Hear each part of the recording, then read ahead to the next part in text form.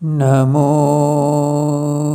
तस् भगवतो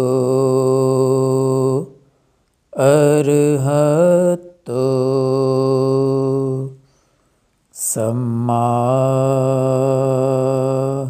संबुद्दस्स।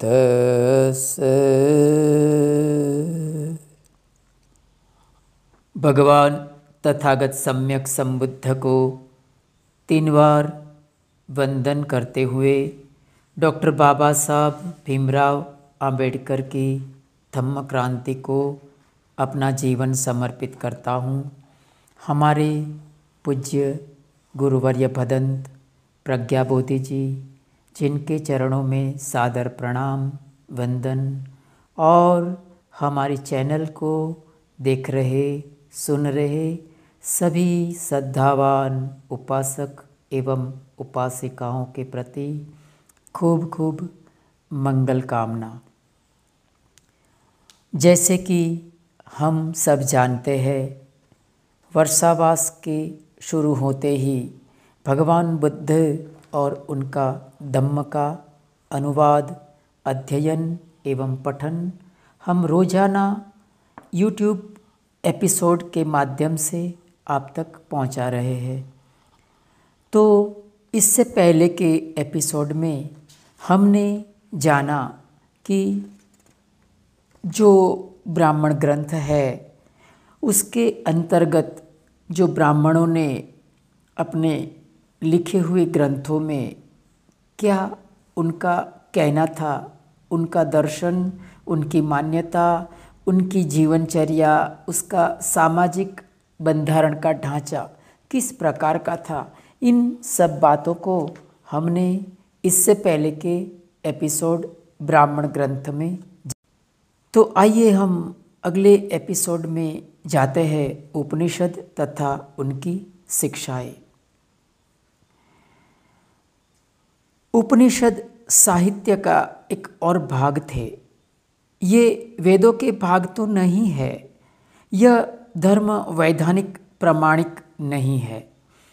यह सब होने पर भी ये धार्मिक साहित्य का एक अंग ही है।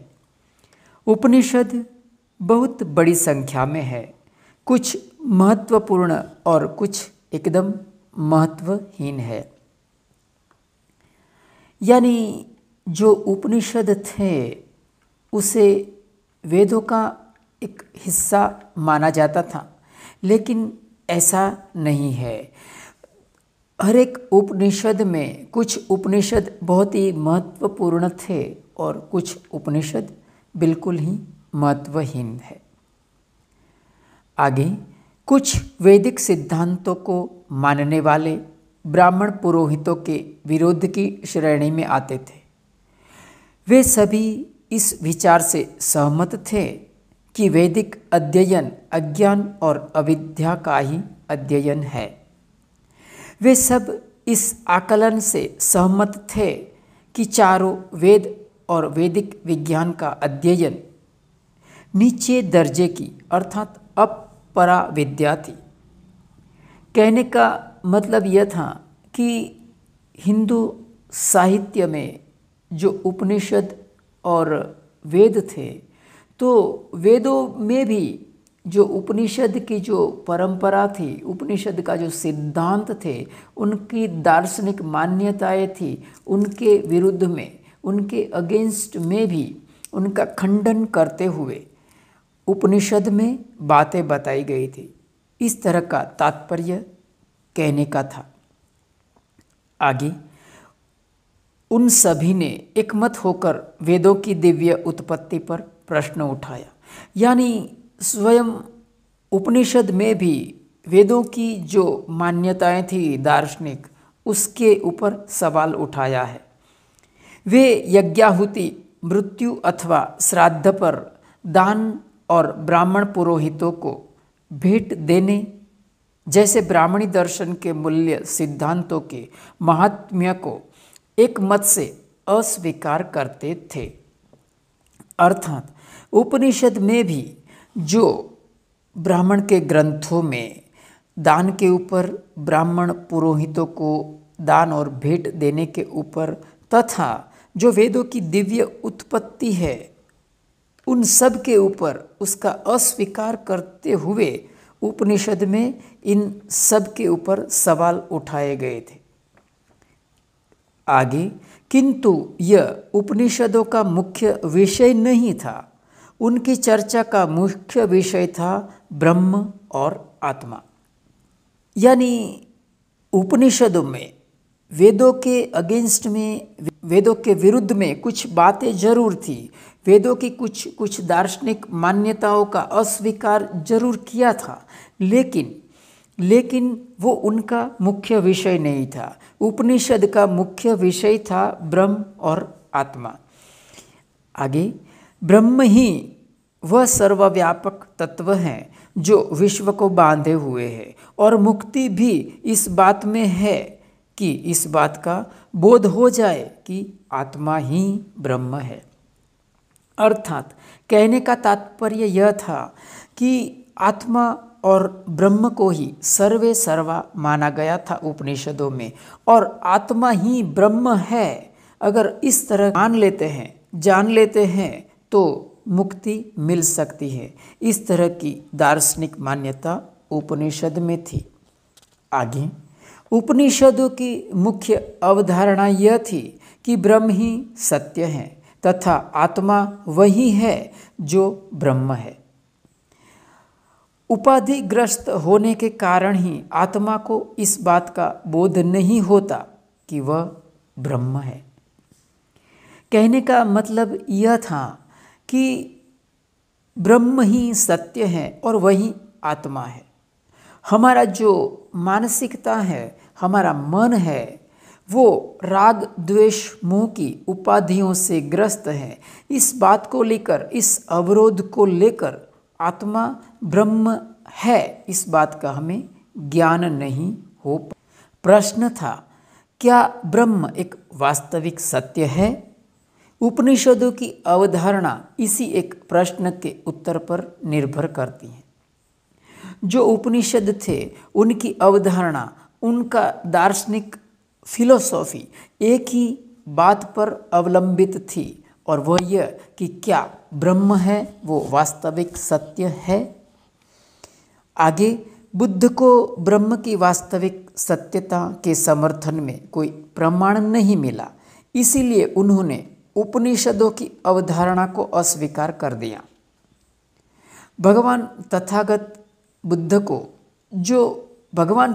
बुद्ध हमेशा अनुभव के आधार पर खोज करके किसी भी बात को मानते थे, तो उन्होंने जो ब्रह्म है, आत्मा है, उसकी अवधारणा पर अच्छी तरह उन्होंने चिंतन मनन किया, उन्होंने खोज किया। आखिर में उनको पता चला कि वो वास्तविक सत्यता का कोई समर्थन में प्रमाण नहीं मिलता है। इस कारण से भगवान तथागत बुद्ध ने उपनिषद की अवधारणा को अस्वीकार कर दिया। आगे, ऐसा नहीं है कि उपनिषदों के रचयिता के इस संबंध में प्रश्न ही न पूछे गए हो, वे पूछे गए थे। इस तरह के प्रश्न याज्ञवल्क्य जैसे महान ऋषि से भी पूछे गए थे, जिसकी बृहदारण्य उपनिषद में महत्वपूर्ण भूमिका थी।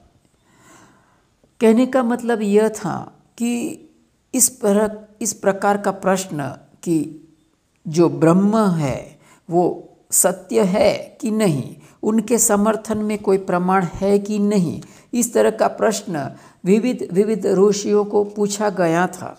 और जो बहुत ही प्रचलित ऋषि याज्ञवल्क्य थे, जिन्होंने बृहदारण्य उपनिषद लिखा, उनके सामने भी यह प्रश्न आया था। तो याज्ञवल्क्य थे, वो क्या कहते थे? उससे जब पूछा गया था कि ब्रह्म क्या है, आत्मा क्या है, याज्ञवल्क्य इतना ही उत्तर दे सके थे कि नेति नेति, मैं नहीं जानता।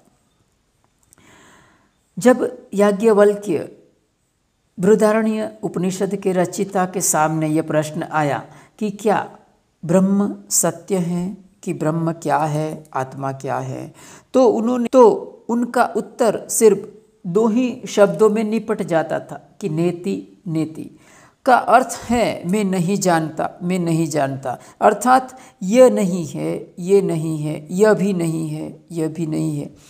तो उनका कहीं पर भी अंत उन्होंने बताया नहीं।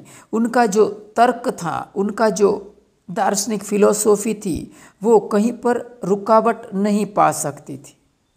आगे अंत में बुद्ध ने पूछा, जिसके विषय में कोई कुछ जानता ही नहीं, जिसके विषय में कोई कुछ जानता ही नहीं है, वह वास्तविक सत्य कैसे हो सकता है। इसीलिए पूर्व कल्पना पर आधारित उपनिषदों की अवधारणा को अस्वीकार करने में उन्हें कोई कठिनाई नहीं थी। तो भगवान बुद्ध ने खोज किया, चिंतन मनन किया। इस आधार पर उनको जब कोई भी वास्तविकता, कोई भी ठोस प्रमाण नहीं मिला, तो वो एक निश्चय पर आए कि इस तरह की जो अवधारणा है, मान्यता है, उसको अस्वीकार करने में कोई भी बाधा नहीं है, कोई भी कठिनाई नहीं है।